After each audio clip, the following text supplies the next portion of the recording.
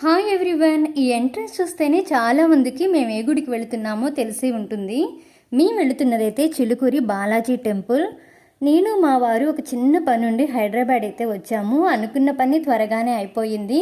So ఇంత దూరం వచ్చాం కదా, టెంపుల్కి వెళదామని చెప్పి స్టార్ట్ అయ్యాము. రూట్ అయితే నాకు తెలియదు, కానీ మెహదీపట్నం నుంచి మాత్రం చిలుకూరి బాలాజీ టెంపుల్కి చాలా బస్సులు ఉంటాయి. మేము కూడా బస్కే వచ్చాము. మేము వచ్చేసరికి ఆల్మోస్ట్ ఇది క్లోజింగ్ టైం అనమాట. మేము వెళ్ళింది ఆఫ్టర్నూన్ లాస్ట్ దర్శనం. అందరూ ఫస్ట్ ప్రదక్షిణ చేసి ఏదైనా కోరుకొని లోపలికి వెళతారంట. మాకు అంత టైం లేదు కాబట్టి మేము ఫస్ట్ ముందు దర్శనానికి అయితే వెళ్ళాము. దర్శనం చేసుకున్న తర్వాత ఇక ప్రదక్షిణకైతే వచ్చాము. ఎవరైనా సరే ఇక్కడ ఒక ప్రదక్షిణ చేసి కోరుకొని అది తీరిన తరువాత ఆలయానికి బయట అయితేనేమో 11 ప్రదక్షిణలు, అలాగే గుడి లోపలైతే మాత్రం 108 ప్రదక్షిణలు చేస్తారంట.